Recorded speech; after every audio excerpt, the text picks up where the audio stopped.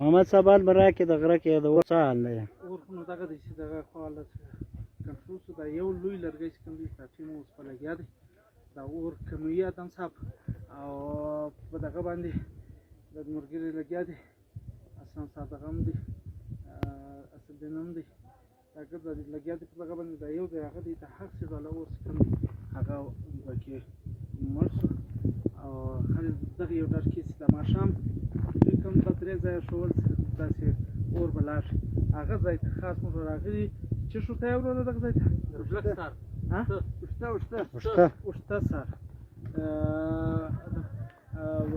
سر وشته سر ورته یې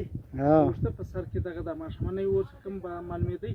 هغه ګوکې اوس موږ دا اوس نوی اور دی شاه محمد صاحب دا راته وایي که زوړ اور دی دا یو ډار چې کوم دی دا پرون دی پرون ځکه دا اور به اخیستی وي چې له شپې هم دا اور ښکاره کېدی هغه اور اوس په کنټرول کې انشاءالله ښه په نور مسجد باندې څه کاروایان نه ده کولی اوس نه ښکاره کېږي موږ مخکې ته نه دی راغلی او که چېرې د غره بیا وهغه چېرته دی بیا اوس بیا باد کې روان هغه به هم ګورو او اوس چې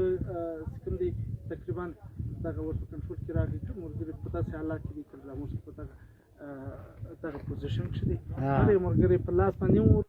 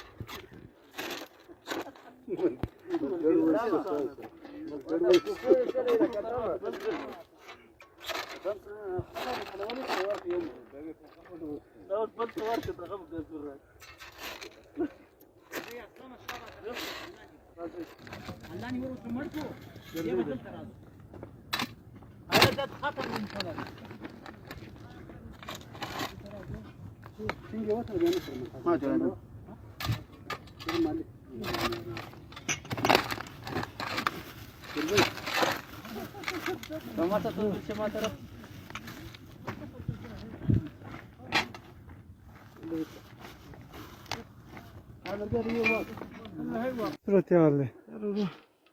دغه اوس دغه اور مو مخکې هغه لاندې اور مو مخکې چې کوم دا له لرې ځایه څخه ښکاره کېدل له هغه ځایه څخه یو لمبه لمبه سپدوي چې ویل دوه درې ځایه داسې اورونه اوس هم ښکاره کېږي هغه اورونه اوس دغه ځای ته راوختو راختلو کله مخه سهارني وکړو بیا دغه زړو اورونه مو مړه کړه حالات کنټرول دی خپله خواري خو دا د مکمله پکښې کاږو بس موږ ځاتې لګیا یو تر څو پورې دغه اورونه چې له دې ځایه زخمونه مو ختم کړي اسدالدینه انشاءالله ته غونډه ځو له دې ځایه څخه او تاسو به ملګري کوشش کوئ